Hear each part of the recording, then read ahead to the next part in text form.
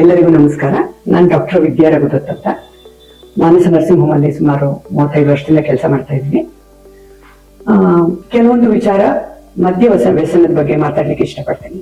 ಏನು ಅಡಿಕ್ಷನ್ ಅಂತ ಕರಿತೀವಲ್ಲ, ನಾವು ದಿನವಿಡೀ ಇಲ್ಲಿ ಸಾಧಾರಣ ಒಂದು 10 ರಿಂದ 12 ಪೇಷಂಟ್ ಈ ಆಲ್ಕೋಹಾಲ್ ಡಿಪೆಂಡೆನ್ಸ್, ಅಡಿಕ್ಷನ್ ಈ ತರ ಪೇಷಂಟ್ ಇರೋರನ್ನ ಇಲ್ಲಿ ನೋಡ್ತಾ ಇದ್ದೀವಿ. ಕೆಲವರು ಕುಡಿಯೋದನ್ನ ತೊಂದರೆ ಅಂತ ತಿಳ್ಕೊಂಡು ಬಿಡಕ್ಕೆ ಬರ್ತಾರೆ. ಕೆಲವರು ಮನೆಯವರು ತೊಂದರೆಗಳನ್ನ ಅನುಭವಿಸ್ಕೊಂಡು ಅವರಿಗೆ ಕುಡಿಯೋದನ್ನ ಬಿಡಿಸ್ಬೇಕು ಅಂತ ಬರ್ತಾರೆ. ಈ ಅಡಿಕ್ಷನ್ ಅನ್ನೋದು, ವ್ಯಸನ ಅಂತ ನಾವೇನ್ ಕರಿತೀವಲ್ಲ, ಅದು ಯಾವುದೇ ಒಂದು ವಸ್ತು ಇರ್ಬೋದು,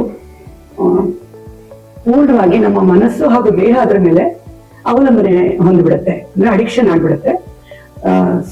ಮಿತಿಯಿಂದ ಪ್ರಾರಂಭ ಆಗೋ ಒಂದು ಅಭ್ಯಾಸ ನಮ್ ಕಂಟ್ರೋಲ್ ಅಲ್ಲಿ ಇರೋ ಟೈಮಲ್ಲಿ ಅದು ಅತಿಯಾಗಿ ಹೋಗ್ತಾ ಇದ್ದ ಹಾಗೇನೆ ಆ ಮಿತಿ ದಾಟಿ ಆ ಒಂದು ವಸ್ತು ಬಿಟ್ಟು ನಾವು ಇರಕ್ಕೆ ಆಗಲ್ಲ ಅನ್ನೋ ಸ್ಥಿತಿಗೆ ಹೋದಾಗ ಅದಕ್ಕೆ ನಾವು ಅಡಿಕ್ಷನ್ ಅಂತ ಕರಿತೀವಿ.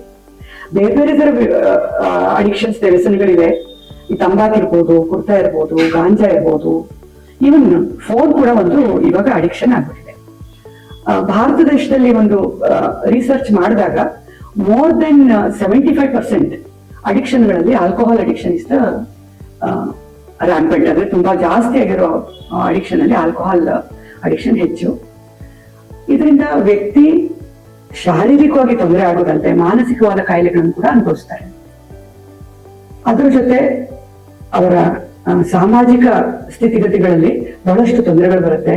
ಸಾಂಸಾರಿಕ ವಿಚಾರದಲ್ಲಿ ಎಷ್ಟೊಂದು ಸೆಪರೇಷನ್ ಇರ್ಬೋದು, ಡೈವೋರ್ಸ್ ವಿಚಾರಗಳು ಕೂಡ ಆಲ್ಕೋಹಾಲ್ ಡಿಪೆಂಡೆನ್ಸ್ ಇಂದ ಬರುತ್ತೆ. ನಾವು ಈಗ ಸದ್ಯ ನೋಡ್ತಾ ಇರೋದನ್ನ, ತಂದೆ ಅಥವಾ ತಾಯಿ ಆಲ್ಕೋಹಾಲ್ ಡಿಪೆಂಡೆನ್ಸ್ ಇದ್ದಾಗ ಮಕ್ಕಳ ಮನಸ್ಸಿನ ಸ್ಥಿತಿ ಬಹಳ ಕೆಟ್ಟು ಬಿಡುತ್ತೆ. ಯಾಕಂದ್ರೆ ಪ್ರತಿ ದಿವಸ ಜಗಳ ಇರ್ಬೋದು, ಈ ಆಲ್ಕೋಹಾಲ್ ತೊಂದರೆಗಳಿಂದ ಮನೆಯಲ್ಲಿ ಆಗ್ತಾ ಇರೋ ಒಂದು ಅತಿರೇಕದ ಸಿಚುವೇಶನ್ಗಳಿರ್ಬೋದು, ಮಕ್ಕಳ ಮನಸ್ಸಿನ ಮೇಲೆ ಪರಿಣಾಮ ಬಿದ್ದು ಅವರಿಗೂ ಕೂಡ ಮಾನಸಿಕ ಖಿನ್ನತೆ ಇರ್ಬೋದು, ಆತಂಕ ಇರ್ಬೋದು, ಇದರಿಂದೆಲ್ಲ ನೋಡ್ತಾ ಇದ್ದೀವಿ. ಸಮಾಜದ ಒಂದು ಪಿಡುಗು ಕೂಡ ಆಲ್ಕೋಹಾಲ್ ಡಿಪೆಂಡೆನ್ಸ್, ಮದ್ಯವ್ಯಸನ. ಸೊ ಇದಕ್ಕೆ ಪೂರ್ಣವಾದ ಟ್ರೀಟ್ಮೆಂಟ್ ಇದೆ ಆಸ್ಪತ್ರೆಗಳಲ್ಲಿ.